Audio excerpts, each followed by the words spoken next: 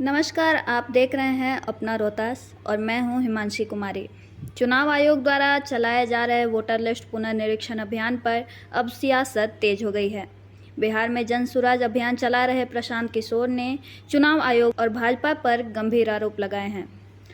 पूर्णिया में एक press conference के दौरान प्रशांत किशोर ने सवाल उठाया कि अगर 2024 का लोकसभा चुनाव इसी वोटर लिस्ट के आधार पर हुआ और उसी लिस्ट से मोदी जी प्रधानमंत्री बने तो फिर अब उसी वोटर लिस्ट से विधानसभा चुनाव कराने में क्या दिक्कत है। प्रशांत किशोर ने इसे भाजपा की साजिश करार दिया और आरोप लगाया कि समाज के पिछड़े वर्ग के लोगों को निशाना बनाया जा रहा है और जानबूझकर उनके नाम वोटर लिस्ट से हटाए जा रहे हैं। प्रशांत किशोर ने यह भी कहा कि चुनाव आयोग आपकी नागरिकता तय नहीं कर सकता, यह अधिकार सिर्फ सुप्रीम कोर्ट को है और उन्होंने लोगों से अपील की अगर किसी का नाम वोटर लिस्ट से हटाया जाता है तो वे जनसुराज से संपर्क करें। जनसुराज उनकी पूरी लड़ाई लड़ेगा। फिलहाल चुनाव आयोग की ओर से इस पर कोई आधिकारिक प्रतिक्रिया नहीं आई है। अब देखना होगा कि इस बयानबाजी के बीच चुनाव आयोग क्या रुख अपनाता है।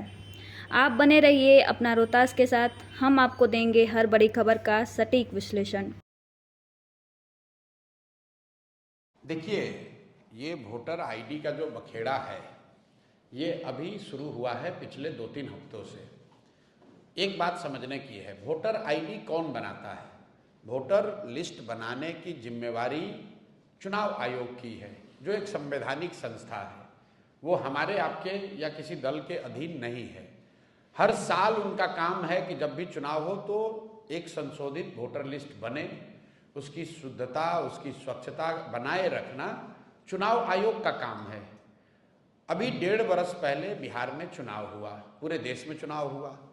उसी वोटर लिस्ट से देश की पार्लियामेंट का जो सबसे बड़ा सदन है, इस देश का लोकतंत्र का सबसे बड़ा मंदिर है, जिसके जरिए यहाँ के प्रधानमंत्री का चुनाव हुआ है, उसी वोटर लिस्ट से उनका चुनाव हुआ। अब आप कब बता रहे हैं कि वो वोटर लिस्ट फर्जी है, तो क्या चुनाव आयोग ये स्वीकार करने को तैयार है कि जो पार्लियामेंट का चुनाव हुआ जिसमें मोदी जी प्रधानमंत्री बने वो वोटर लिस्ट सही नहीं था? क्या वो फर्जी लोगों के वोट से बने? और अगर लोकसभा चुनाव के बाद से फर्जी लोग आ गए, जैसा कि बताया जा रहा है सूत्रों के हवाले से कि नेपाली और बांग्लादेश के बहुत सारे लोग बिहार में वोटर लिस्ट में अपना नाम घुसा लिए हैं या बिहार में आके रह रहे हैं, तो इसका दोष, इसका जवाब भी एनडीए की सरकार को ही देना होगा। क्योंकि लोकसभा चुनाव के बाद बिहार में मोदी जी की और नीतीश जी की ही सरकार है, तो आपने ये कैसे अलाउ किया कि बांग्लादेश से लोग आकर यहाँ रह रहे हैं? आपका प्रशासन क्या कर रहा है? आप अगर नेपाल से लोग आकर बिहार में वोटर लिस्ट में नाम जोड़ रहे हैं तो बिहार सरकार की पुलिस और प्रशासन क्या कर रहा है? तो भैया किसी भी तरीके से वो आर्ग्यूमेंट देंगे, ये यही साबित होगा कि गलती उनकी है। ये पूरा बखेड़ा इसलिए खड़ा किया गया है कि एनडीए को, सत्तारूढ़ दल को ये डर सता रहा है कि 30-35 बरस के बाद बिहार में लोगों को एक नया रास्ता दिख गया है, और खासकर उन लोगों को जो प्रवासी मजदूर हैं, जो गरीब हैं, जो इस व्यवस्था से के मारे हुए लोग हैं, जिनको इस व्यवस्था और इस भ्रष्टाचार से की वजह से जिनका जीना दूभर है, जो जानते हैं वो कभी भाजपा को, लालू को वोट नहीं देना चाहते हैं, अब लेकिन मजबूरी में देना पड़ता था, उनके सामने एक जनसुराज का नया रास्ता, नया विकल्प मिल गया है। तो अब भाजपा वाले, एनडीए वाले कोशिश कर रहे हैं कि इस तरह के युवा, इस तरह के प्रवासी मजदूर या समाज के वो वर्ग जो भाजपा एनडीए के खिलाफ वोट देने वाले हैं, उनको वोटर लिस्ट के शुद्धता के नाम पर उनको परेशान किया जाए और जहां तक हो सके उसका नाम काटा जाए। मेरा आपके माध्यम से लोगों से एक अपील है, आप घबराइए नहीं, कोई चुनाव आयोग आपका नाम नहीं काट सकता है। सुप्रीम कोर्ट का जजमेंट है, चुनाव आयोग को नागरिकता जांचने और तय करने का कोई अधिकार नहीं है।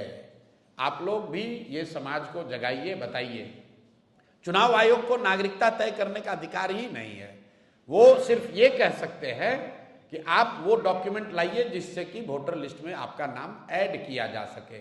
आपका नाम काटना, आपका राशन पानी बंद करना, आपकी सरकारी व्यवस्था से मिलने वाली मदद को बंद करना, ये चुनाव आयोग के अधिकार क्षेत्र के बाहर का बात है। तो थोड़ी परेशानी जरूर हो रही है, लेकिन लोकतंत्र है, इसमें लड़ना ही पड़ेगा, लड़कर लोगों को अपना हक लेना पड़ेगा। और वोट का अधिकार सबसे बड़ा अधिकार है, इसको किसी को नहीं छोड़ना है।